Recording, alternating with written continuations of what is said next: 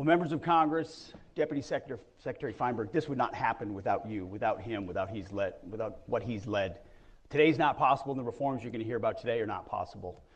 Mr. Chairman, members of the Joint Chiefs, secretaries of our military departments, Undersecretary Duffy as well. Without what has happened at A&S, this is not possible either. Acquisition professionals, corporate leaders, distinguished officials from the Department of War, defense industry officials, good afternoon and welcome. A lot of you came a long way for this, and we are grateful that you took the time to be here with us right now. We think this topic is that important for the future of our nation. Today, I'd like to talk to you about an adversary that poses a threat, a very serious threat, to the United States of America. This adversary is one of the world's last bastions of central planning. It governs by dictating in 5-year plans. From a single capital, it attempts to impose its demands across time zones, continents, oceans, and beyond.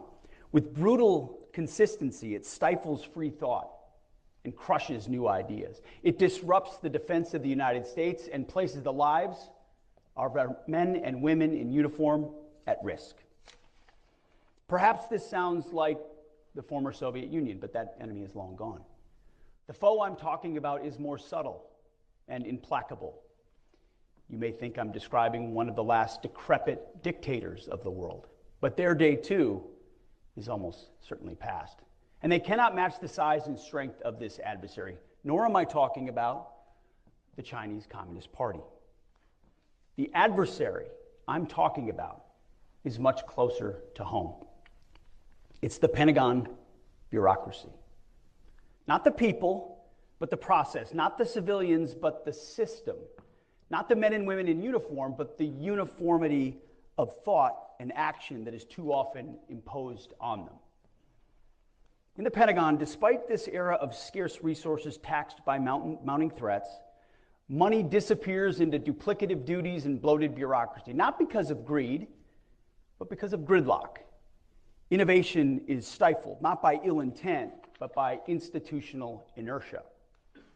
Just as we must transform America's military capability to meet changing threats, we must transform the way department works and what it works on. We must build a department where each of the dedicated people here, especially the true entrepreneurs and innovators from our industrial base, can apply their immense talents to defend America, where they have the resources, access, information, and freedom to perform. Our challenge is to transform not just the way we deter and defend, but the way we conduct our daily business. The modernization of the Department of Defense is a matter of immense urgency. In fact, it's not an exaggeration to say that it's a matter of life and death, ultimately, of every American. Now, I'm going to let you in on a little secret. The speech so far is not my own. Those words are practically verbatim from a speech given by Secretary of Defense Donald Rumsfeld on September 10th, 2001. A near carbon copy 24 years later. Now, the world changed the day after he gave that speech on 9/11, and the wars in Iraq and Afghanistan began. As a result, Secretary Rumsfeld never quite had the full opportunity to implement many of his reforms. To quote him, or paraphrase him again, "We went to war with the army we had, not the army he or we wanted." Today, the need for Pentagon transformation, not just reform, is even more urgent than it was when Secretary Rumsfeld spoke those words nearly a quarter century ago. And his words are just as true now as they were then. The threat environment we face is advanced and multifaceted. Technology is evolving at an accelerated pace. The information landscape has become increasingly segmented and personal and exploited by our enemies. Many of our adversaries, as you know, don't wear uniforms and use civilians as human shields. Our enemies often activate under the threshold of armed conflict, the gray zone, and intend to destroy us from within. The world seems smaller and more familiar, yet at the same time, more complex. As I alluded to in my Quantico speech a few weeks ago, today we're undertaking a department-wide transformation of requirements, acquisition, and foreign military sales, addressing a core function of what we do at the War Department, identifying what our warfighters need, how we buy those capabilities, and then how we share those capabilities with our allies and partners, all in service of decisively winning any war that we must wage.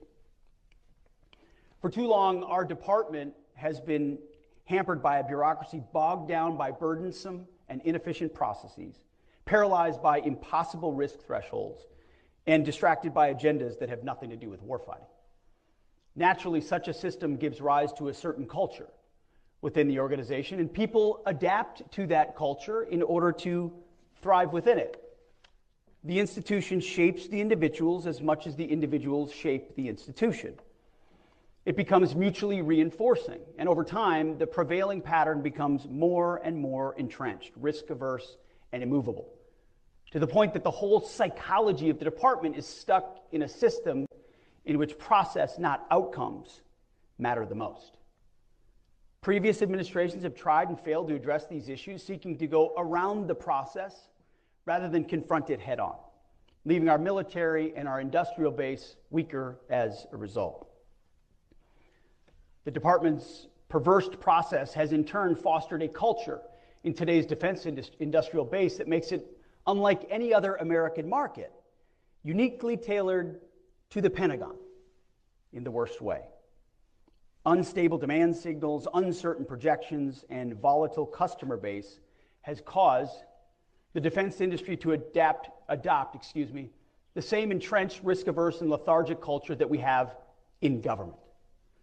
The result, an absence of urgency, a fear of innovation, and a fundamental lack of trust between the military customer and our more limited than it should be, defense industrial base. What's worse, the defense industry financially benefits from our backwards culture. Schedule overruns, huge order backlogs, and too predictable cost increases become the norm. Our military and our taxpayers need a defense industrial base that it can count on to scale with urgency in a crisis, not one that is content to wait for money before taking urgent action. This relates to the whole industrial base, and most importantly to the large primes that we do business with today. These large defense primes need to change to focus on speed and volume and to invest their own capital to get there. If we do that, the Department of War is, of course, big-time supportive of profits. We are capitalists, after all.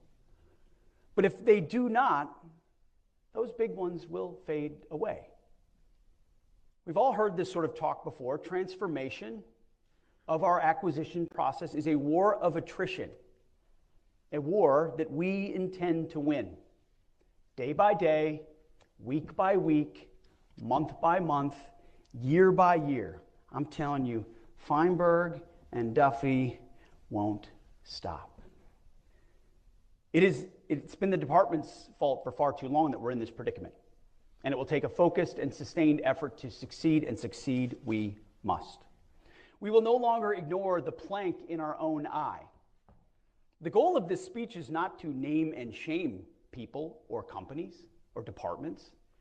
Many of you have done important and patriotic work for our nation and this department for years. Many for decades. But rather, I wanted the opportunity to look you, my fellow patriots, straight in the eye and tell you how important you are. You will determine whether we deliver for our warfighters. You will determine whether we win our next war. Either you, our companies, our industries, our defense industrial base deliver, or we fail. It is literally life or death. Every dollar squandered on redundancy, bureaucracy, and waste is a dollar that could be used to outfit and supply the warfighter. We must wage an all-out campaign to streamline the Pentagon's process, to unshackle our people from unproductive work, and to shift our resources from the bureaucracy to the battlefield. Our objective is simple: transform the entire acquisition system to operate on a wartime footing, to rapidly accelerate the fielding of capabilities and focus on results. Our objective is to rebuild the arsenal of freedom. American industry and its innovative spirit are begging to be unleashed to solve our most complex and dangerous warfighting problems. We need to get out of our own way, out of your way, and enter into real partnership with you, rather than overprescribe and decelerate your natural progress. In turn, industry needs to perceive business with the Department of War from the perspective of growth and assume risk to partner with the United States. Speed and a focus on outcomes are fundamental to successful deterrence. Our warfighters require the depth of capabilities to deter any aggression and, if necessary, decisively defeat any enemy that dares to challenge America. We're talking here about transformation, not toothless reform, and we're seeking it fast. Now, some will say that any effort to reform the Pentagon bureaucracy is punishment for real or perceived slights. We think that's nonsense. I'm not here to punish, we're here to liberate. I'm not here to reform, but to transform and empower. We mean to save the bureaucracy from itself.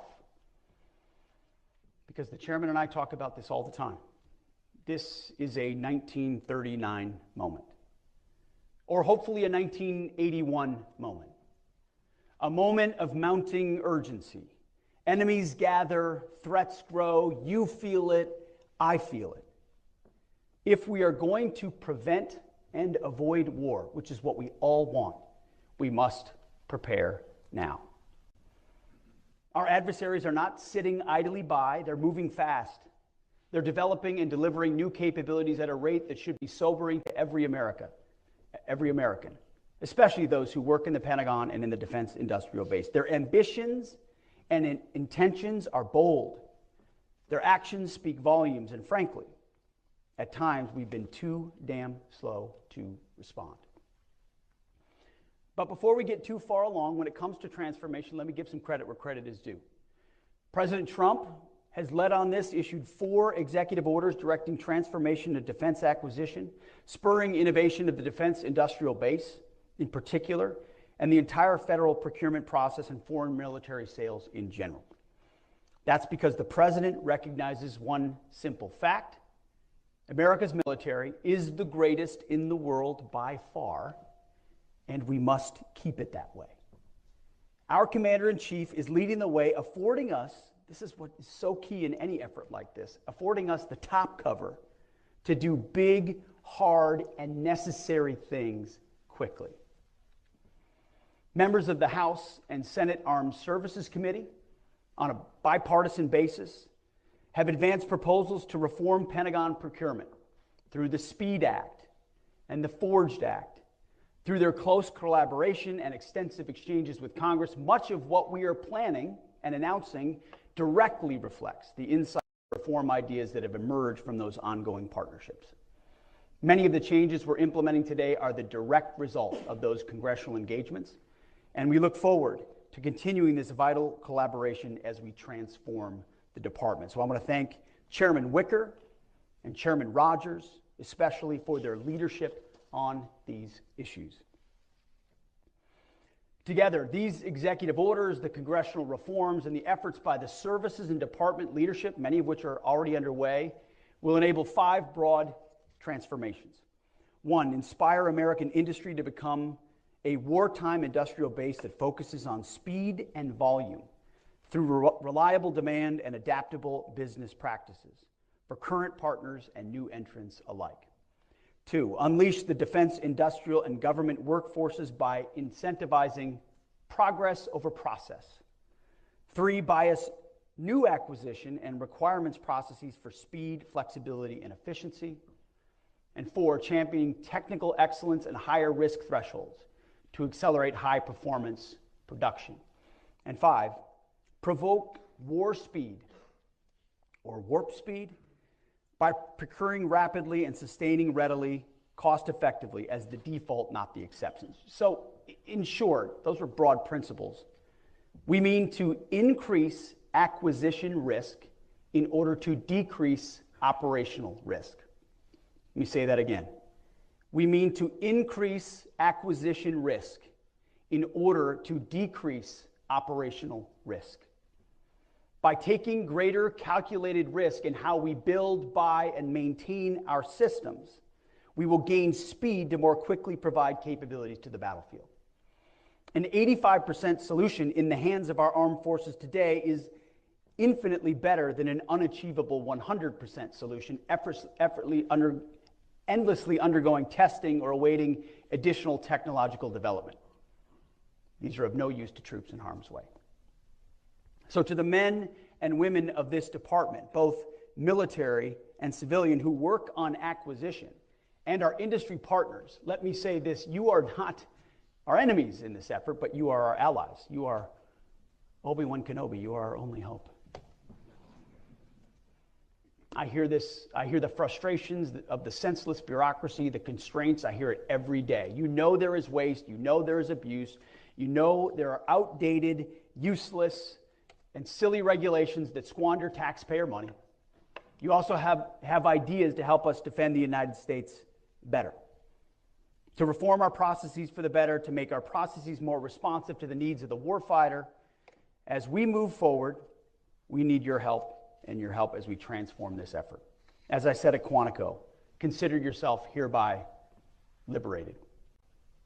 In transforming the acquisitions process within the Pentagon, we will build on the tenets of restoring the warrior ethos, rebuilding the military, and reestablishing deterrence.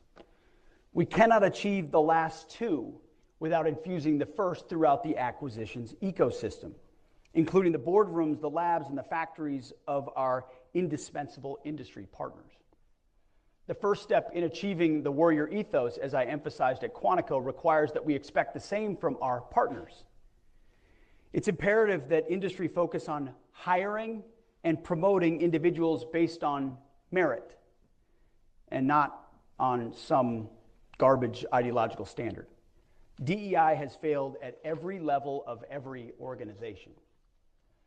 In our system of acquisition, we all serve the men and women in uniform and are accountable to the American taxpayer, but we all have a specific role. The Pentagon establishes expectations and outcomes and accountability. Industry provides the talent, the innovation, and the agility, and the capacity that allows us to meet our goals. As with our warriors, the performance standards that industry needs to meet must be high and unwavering. Tolerance for underperformance and failure, low. And the imperative for continuous improvement, relentless. To achieve these goals, it's paramount that human capital decisions across the entire warfighting acquisitions enterprise are predicated upon merit and optimally enable the recruitment, retention, and mobility of our nation's best talent. Just as I told the uniform ranks, personnel is policy. So too in acquisition. Human capital decisions focused on hiring, promoting, rewarding, and accountability will directly determine the success of acquisitions reform. And more importantly, whether or not we save our republic. That's how important it is.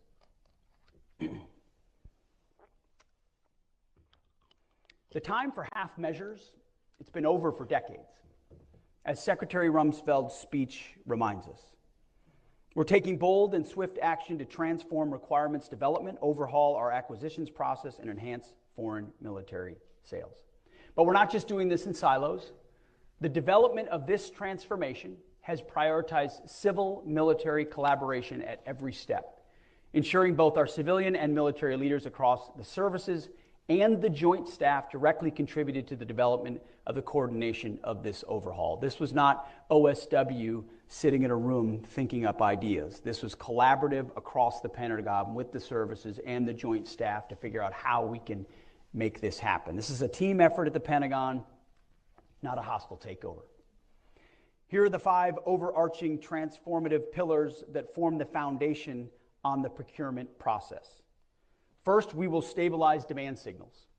We will award companies bigger, longer contracts for proven systems So those companies will be confident in investing more to grow the industrial base that supplies our weapon systems more and faster.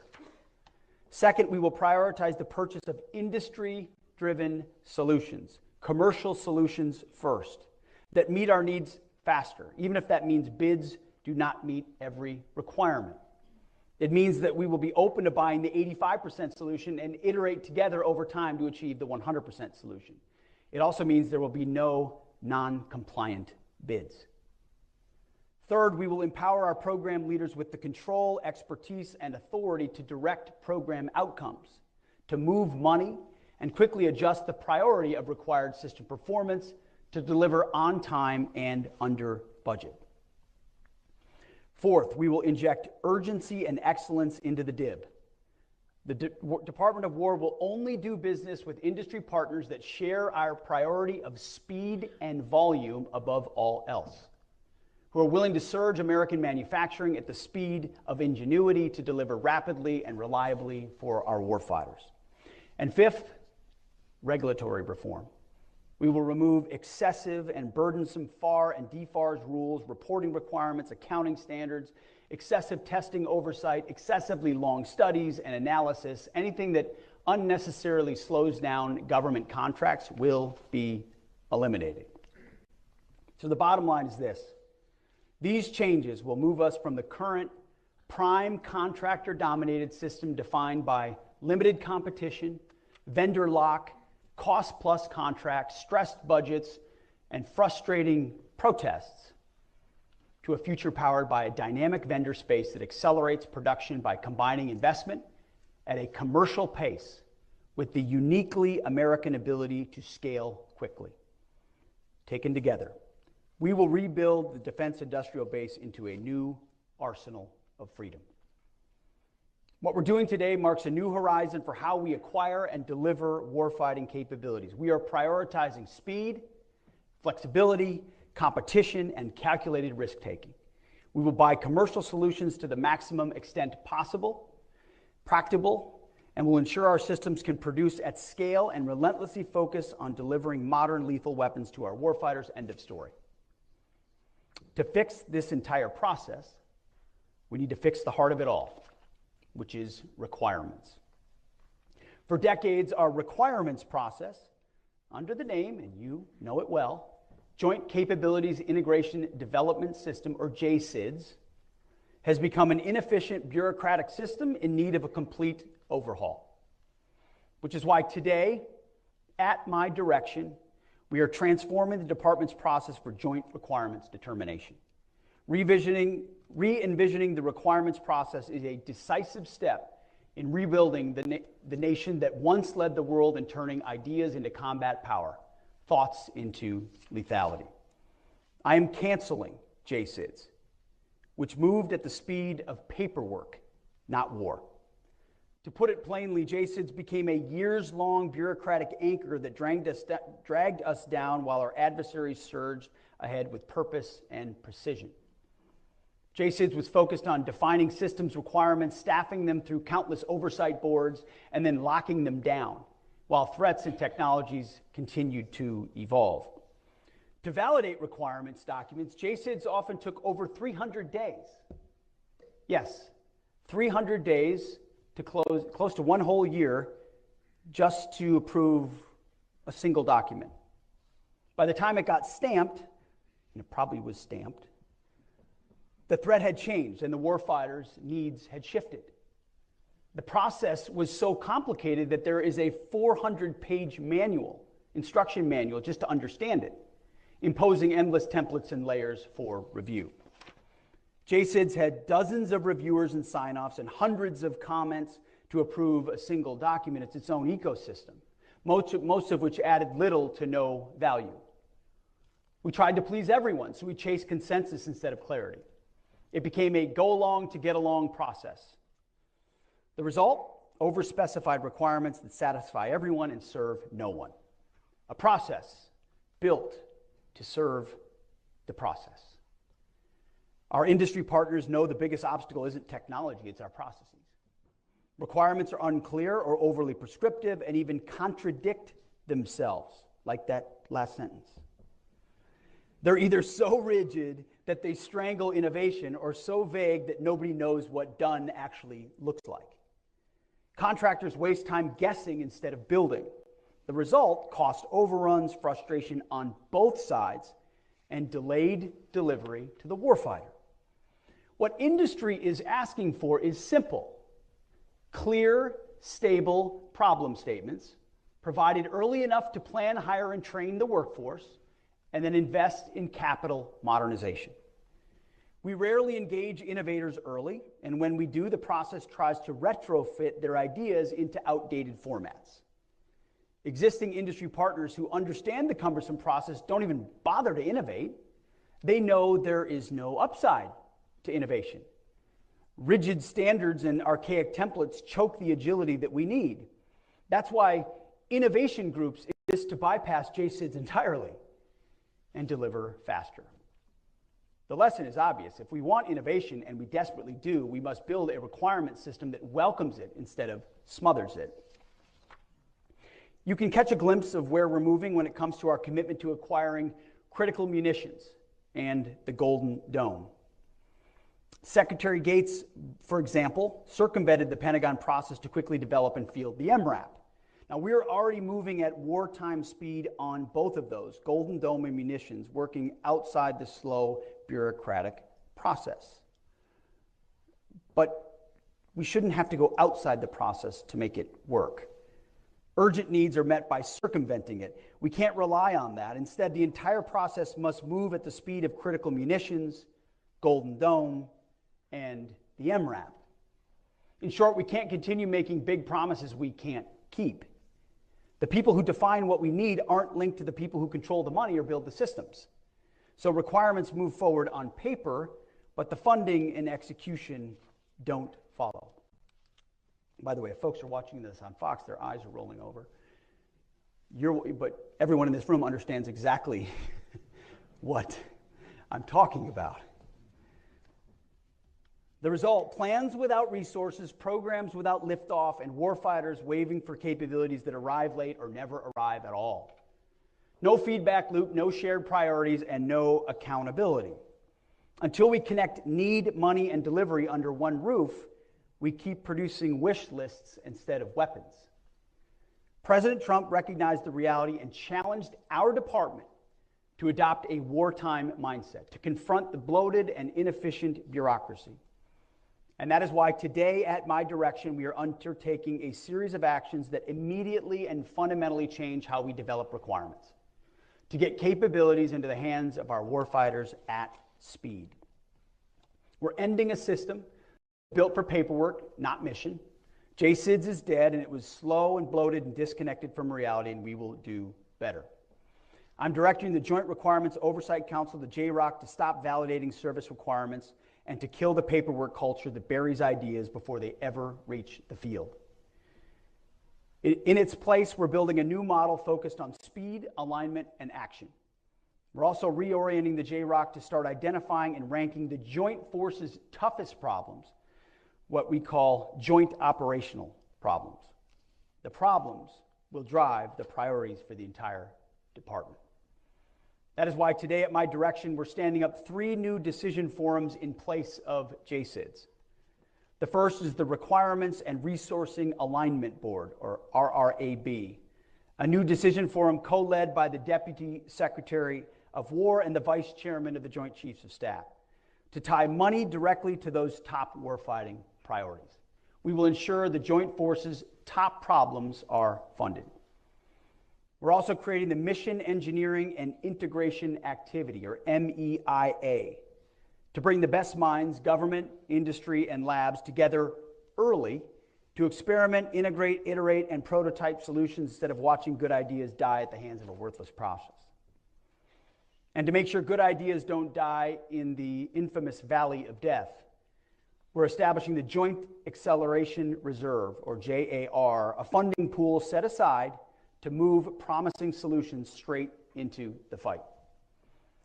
Finally, each military service will review and reform its own requirements process, cutting red tape, engaging industry earlier, and aligning internal priorities to the new joint system.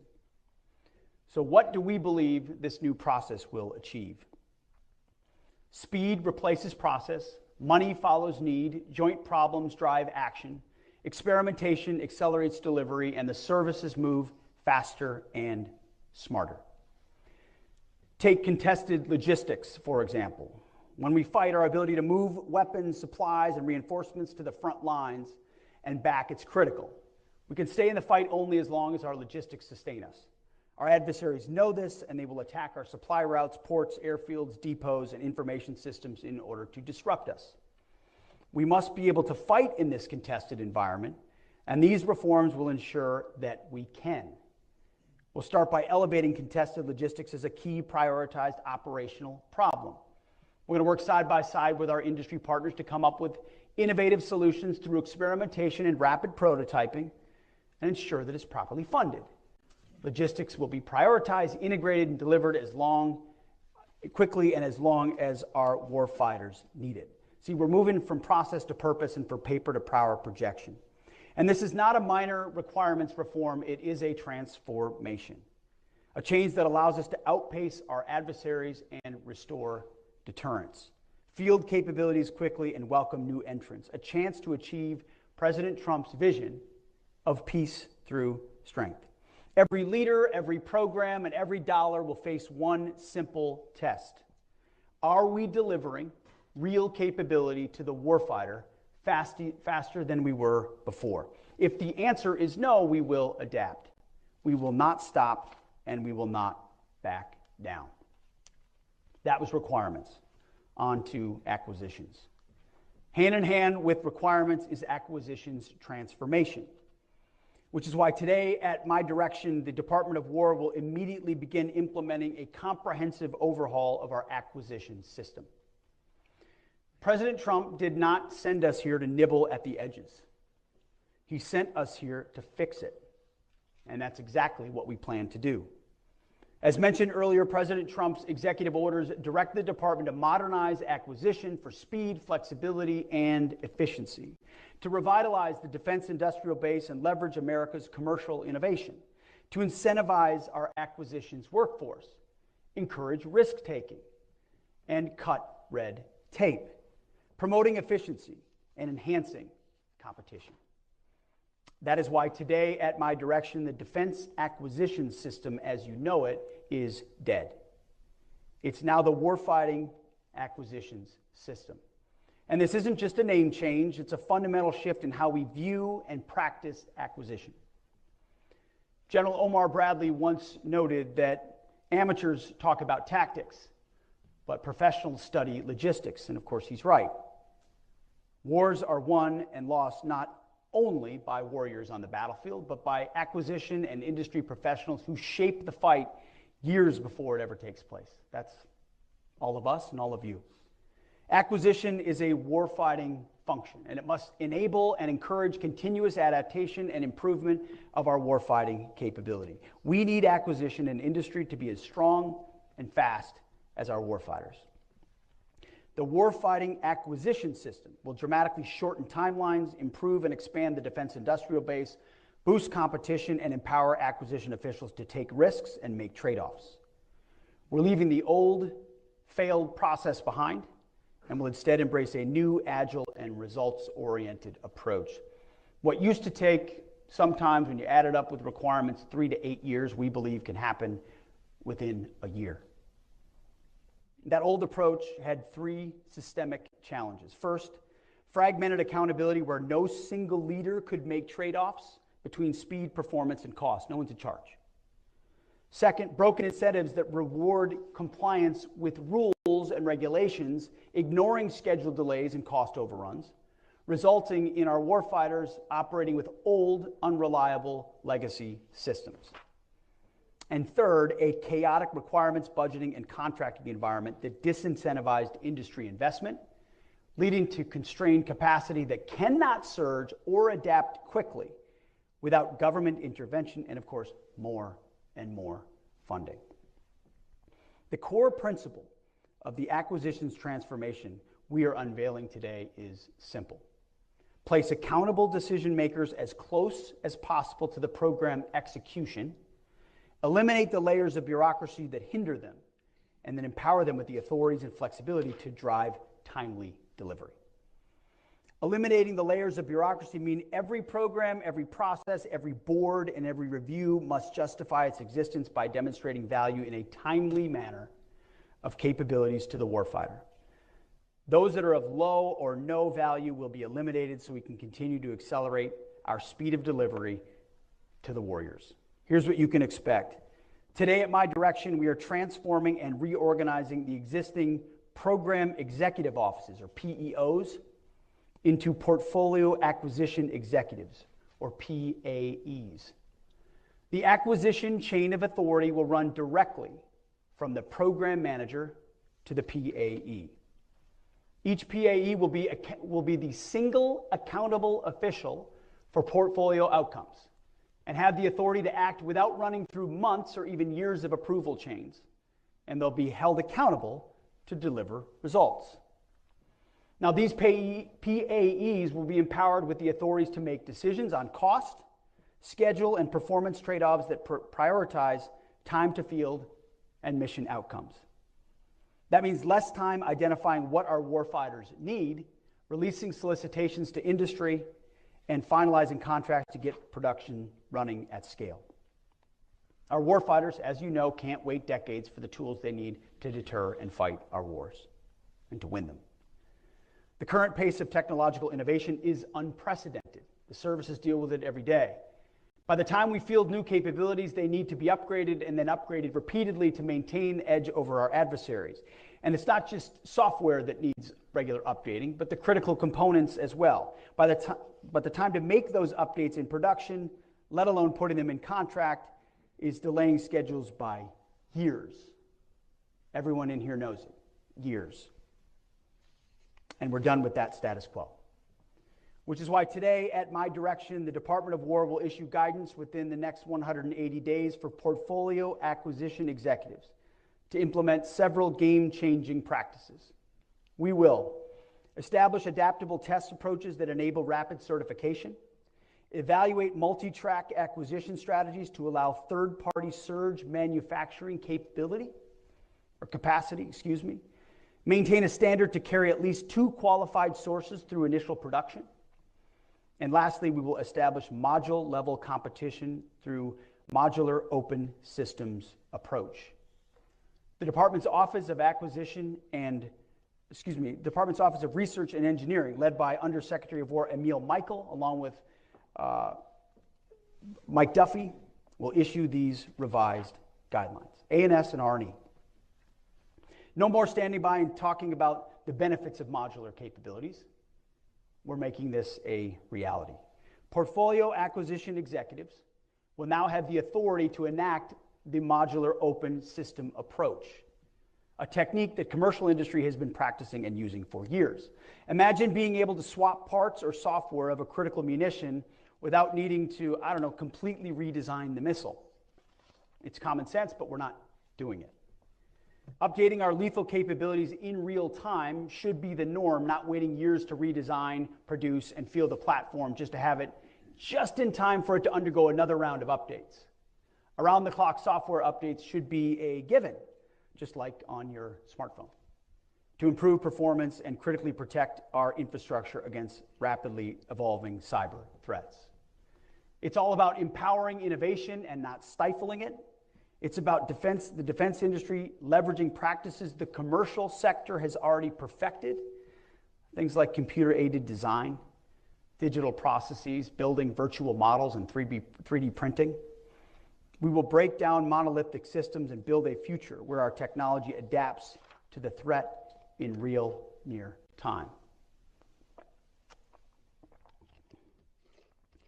Contracting officers will be embedded within program teams and accountable to program leaders, shoulder to shoulder with our engineers, operators, and warfighters, the ultimate end users, who can provide critical real-world user feedback to the engineers. Contracting officers' performance will be judged not on mindless compliance with thousands of pages of regulations, but on mission outcomes. The portfolio chain of command are the ones in charge. They're responsible for mission success. If the mission is not successful, there will be real consequences. We will ensure accountability by extending PAE tenure to be longer than the current PEO service times. We will leverage taxpayer dollars in a more accountable, flexible, and deliberate manner to maximize their value across capability portfolios. We will shift funding within portfolios' authorized boundaries, swiftly and decisively to maximize mission outcomes. If one program is faltering, funding will be shifted within the portfolio to accelerate or scale a higher priority. If a new or more promising technology emerges, we will seize the opportunity and not be held back by artificial constraints and funding boundaries that take months or even years to overcome.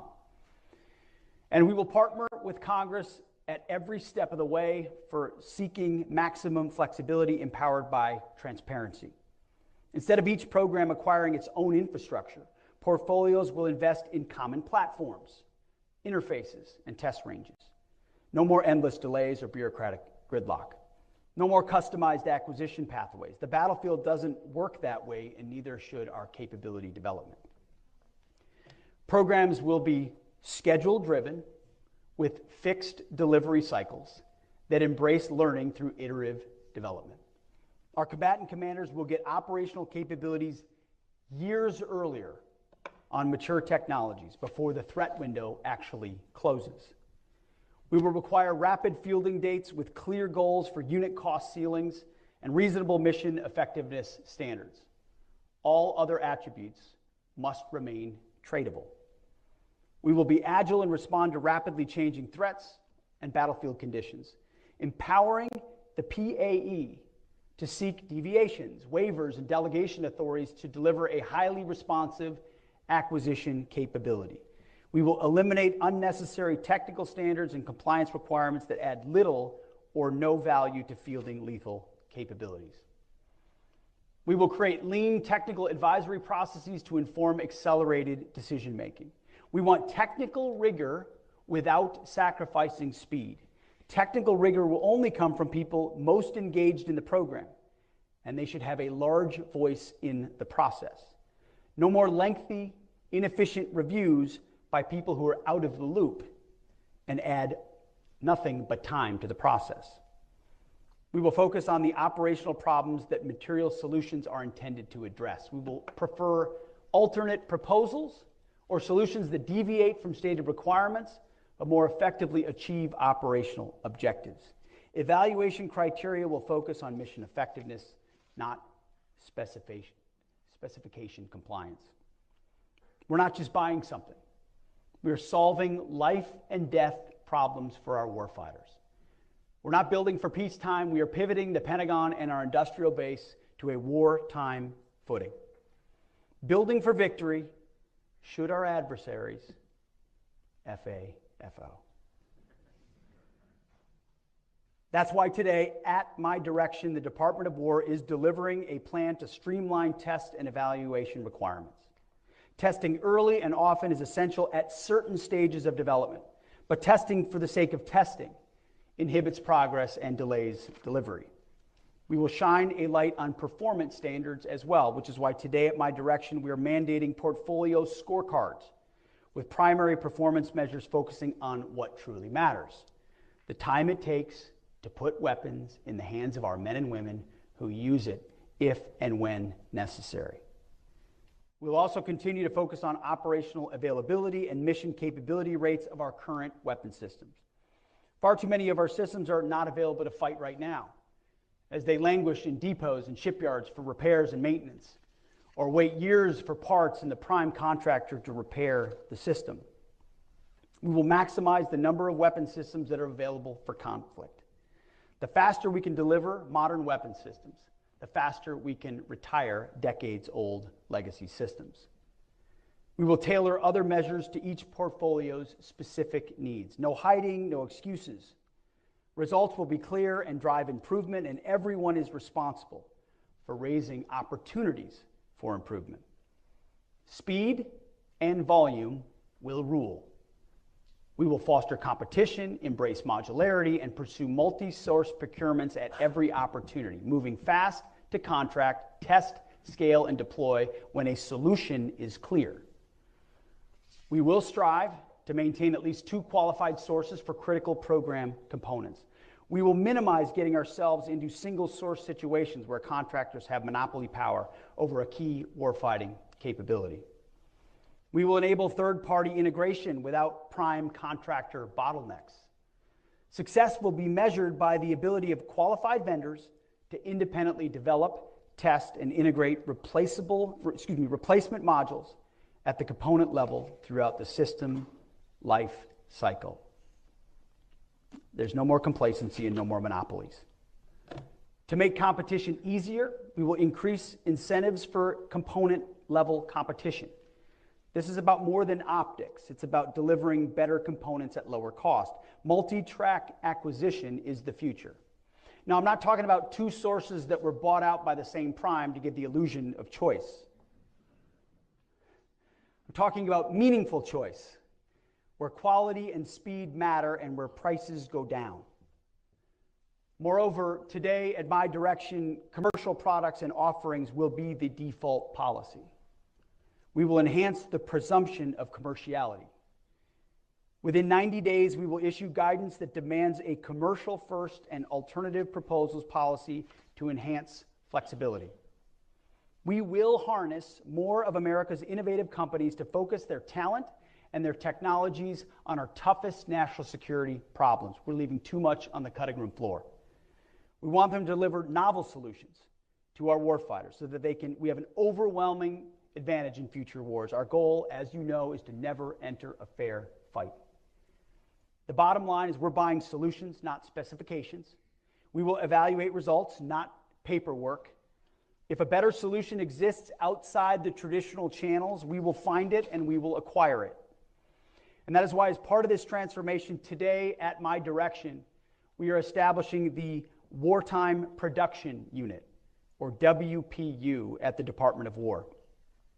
This new unit has been redesigned from the existing Joint Production Acceleration Cell and will focus on transforming how we accelerate the delivery of critical capabilities to our warfighters. We will accomplish this by leveraging a dedicated deal team, empowered to forging groundbreaking business deals that revolutionize production capacity and completely overhaul contract execution. The deal team will reinforce our contracting workforce, enabling them to work with newly empowered PAEs to negotiate with vendors based on a broader perspective of the vendor's total book of business within the department, rather than through the lens of a single program, creating leverage and incentives not previously applied. This deal team will craft financial incentives that drive contractor performance, demanding on-time delivery of the weapons our warfighters desperately need. It's about faster negotiations, better results, and a commitment to complete transparency and cooperation between the government and our industry partners. The Wartime Production Unit will manage and execute direct support for our top acquisition production priorities. To ensure that we have the best minds in the business, we will bring in a wide variety of the nation's most talented experts to advise on industrial production optimization. We have already been doing this, we are doing it, and it's been led by the Deputy Secretary of War, and the results thus far have been fantastic. We plan to scale it and scale it quickly. Many talented operators are already on board at the Pentagon. Former industry executives who are serving our country to drive success. We call them Business Operators for National Defense, or BOND. I encourage those listening who are interested to reach out if you have the skills to contribute to the defense industrial renewal we are embarking on. This may seem like an obvious change, but it's new for our department to empower world-class operators to help drive necessary change from the Pentagon to industry. This initiative is not a pilot program. It's a fundamental shift in how we arm our warfighters. We are committed to dominating the modern battlefield. And that domination starts with a wartime industrial base focused on execution and operational success. As you know, everyone in this room knows, building the arsenal of freedom will not happen overnight. And it will require considerable investment and resolve to expand the department's buying power. As you're all familiar, the cycle of annual budgets limits the department from providing long-term demand signals to industry. However, there's a world of opportunity with alternative investment strategies to expand our industrial base. And that is why today, at my direction, the Department of War will publish new guidance to ensure that there are clear incentives for contractors to deliver on time, increase production capacity, and have the demand signal needed to attract private investment. We will encourage and accelerate creative strategies in investment, contracting, and procurement to scale production, expanding the DIB with new entrants and incentivizing companies to spend more of their own capital to revitalize our DIB and supply our warriors. We will drive strategies that create stable, clear, and consistent demand signals for industry to invest and scale production of lethal capabilities. This includes partnering with Congress to secure legislative authorities and appropriations flexibility needed to make the department a more predictable partner for industry, enhanced multi-year procurement authorities, guaranteed purchase orders, and stable funding mechanisms that will be the foundation for unleashing unprecedented private sector investment in defense production capacity. This will build on the great work already done to improve the PPB&E process and how CAPE and Comptroller interact with Congress. We commit to doing our part, but industry also needs to be willing to invest their own dollars to meet the long-term demand signals provided to them. Industry must use capital expenditures to upgrade facilities, upskill their workforce, and expand capacity. If they don't, we are prepared to fully employ and leverage the many authorities provided to the President, which ensure that the department can secure from industry anything and everything that is required to fight and win our nation's wars. Our national security comes first. You, our friends among industry, must realize that we appreciate your need to make a good margin and a profit as capitalists. But you must invest in yourselves rather than saddling taxpayers with every cost. For those who come along with us, this will be a great growth opportunity and you will benefit. To industry not willing to assume risk in order to work with the military, we may have to wish you well in your future endeavors, which would probably be outside the Pentagon. We're going to make defense contracting competitive again, and those who are too comfortable with the status quo to compete are not going to be welcome. To the majority of American industry who enjoy steady demand signals, to the major manufacturers who have built our country and our incredible, exquisite systems, to those of you who are not in this room today because you don't currently do business with the Pentagon, the Department of War wants any and all of you to be a part of our industrial base. We want all comers who are prepared to go at wartime speed. We're committed to being better customers, and this acquisition transformation demonstrates our commitment. The Deputy Secretary of War has already reached out to many of you to gauge your interest. I've talked to a lot of folks. We've never had a deputy like this man who has the business background and experience that he has, and we're leveraging the hell out of it. On behalf of the department and our country, I encourage you to answer his call when it comes. None of this transformative effort would be possible without a massive culture change amongst our acquisitions workforce. The Defense Acquisition University is obsolete. It must become an incubator of acquisition excellence and urgency. That is why today, at my direction, we're immediately transforming it into a competency-based educational institution named the Warfighting Acquisition University. It will be the launching pad of our acquisition workforce, imbued with a transformative and warrior mindset. The same warrior ethos I invoked in Quantico must extend across the acquisitions ecosystem to contracting officers, program managers, systems engineers, and requirements developers. The patriotic men and women in this audience who architect, develop, and procure the world's most lethal and capable technology must be unleashed to deliver the arsenal of freedom faster than we ever have before. The Warfighting Acquisition University will prioritize cohort-based programs combining experimental and project-based learning on real portfolio challenges, industry-government exchanges, and case method instruction that develops critical thinking and rapid decision-making. No more sitting in classrooms, learning about failed processes of the past. Our acquisition system is only as good as our workforce. Trust me, I understand the challenges of the workforce. Portfolios and programs can't succeed when leaders rotate out every 2 years. Greater stability ensures deeper insights into technology, relationships with companies, personnel development, and accountability to deliver outcomes. And that is why today, at my direction, the department is developing policies to create blended career paths of key portfolio and program officials, extending their tenure by requiring 4-year minimum terms with 2-year extensions, and tying their incentives to competition, capability delivery time, and mission outcomes. This will ensure accountability for strategies and decisions with continuous improvement throughout execution phases. Again, we're not just making tweaks. We are fundamentally changing the way we do business. These are not just words. We've already done a great deal of the work. In fact, the new acquisition transformation strategy is being released today. And for many of you in this room, it's hitting your inboxes right now, as are all of the directives that we're announcing today. You will have them before you leave this room. It's a great read. I encourage you to check it out. I read more than the executive summary. Speed to delivery is now our organizing principle. It is the decisive factor in maintaining deterrence and warfighting advantage.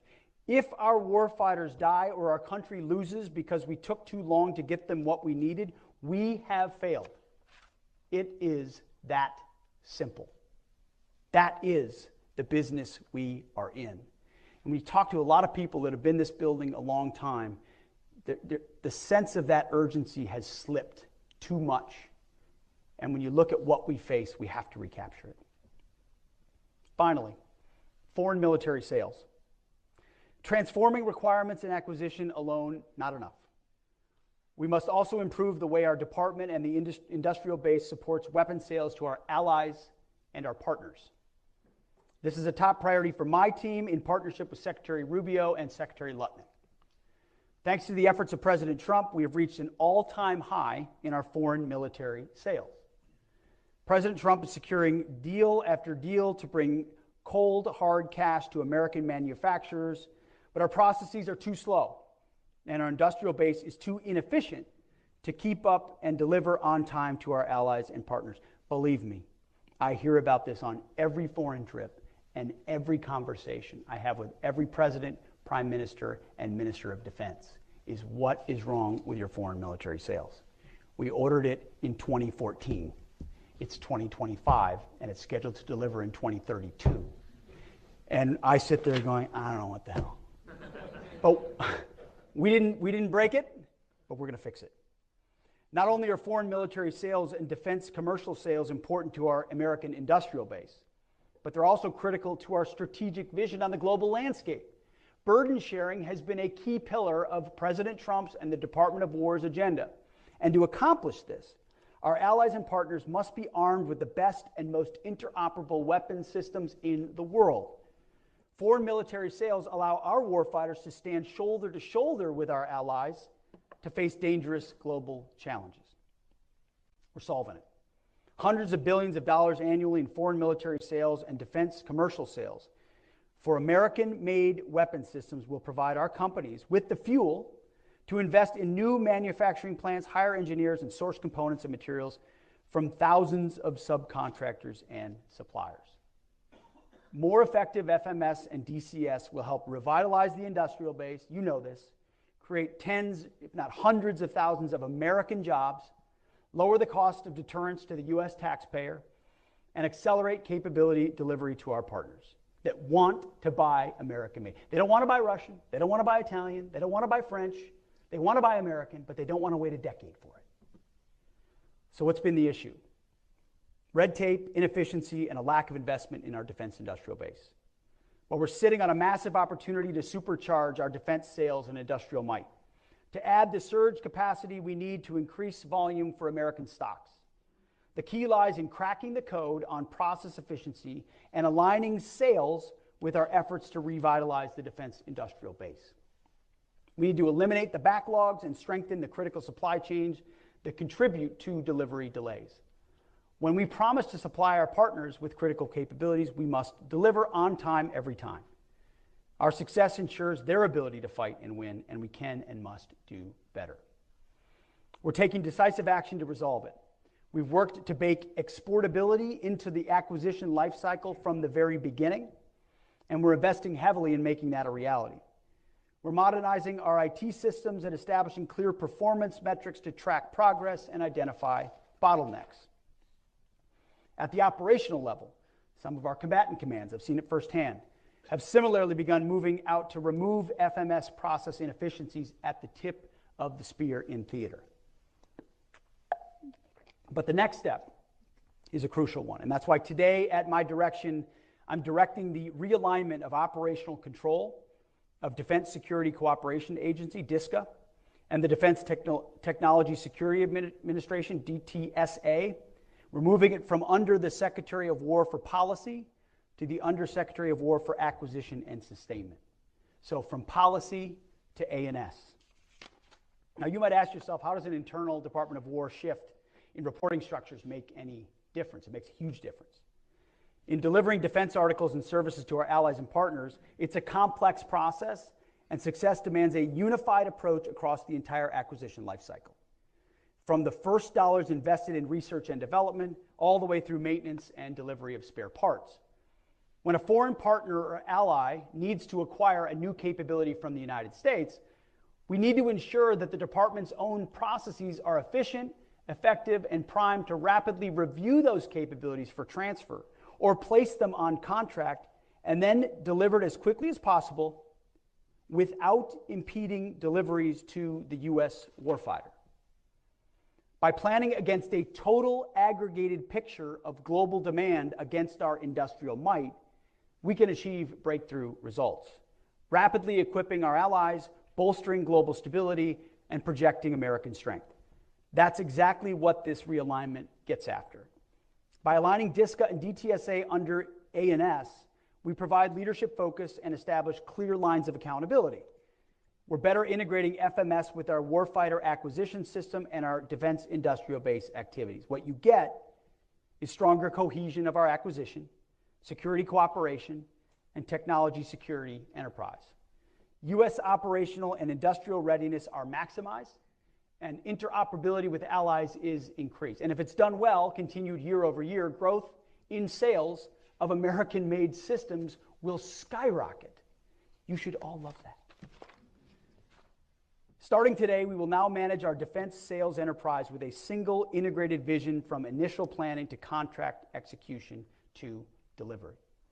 I mean, it was staggering when we tried to get our arms around just one particular system and who we were giving it to, how many we were giving it to them, and when we were giving it to them. It was a multi-week exercise just to understand that system. It was not a complex system. That system, who it was going to, how long it would take, how it traded off of ours, we had no idea. So half of this is just totally understanding that process top to bottom.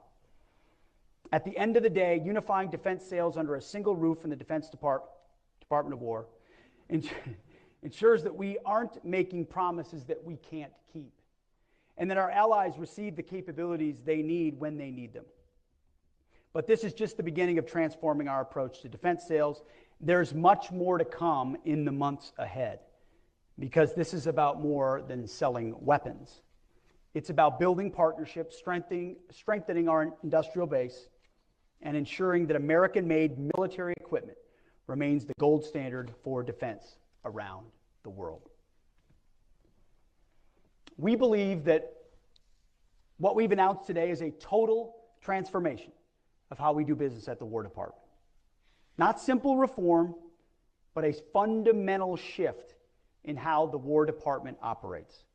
This transformation is, as I stated earlier, a war of bureaucratic attrition, and it is one that we intend to win. This is not a speech. This is not a fire and forget. This is the beginning of an unrelenting onslaught to change the way we do business and to change the way the bureaucracy responds. We will not relent, and we probably won't sleep, because we believe it's that important for our warfighters in the field. We're moving away from a culture of bureaucracy and risk aversion and embracing a culture of agility, innovation, and results.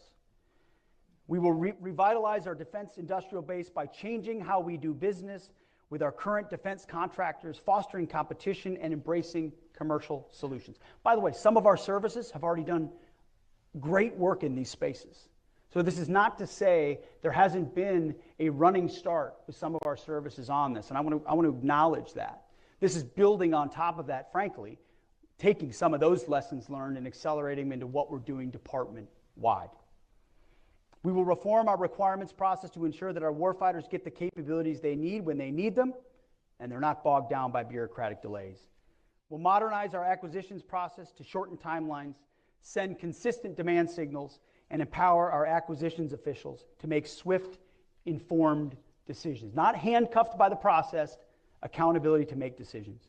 Slashing the barriers to entry for companies in the defense industrial base to encourage rapid innovation, competition, and expansion. And we're slashing the barriers to innovation for companies already in the DIB to empower them to grow within the Pentagon.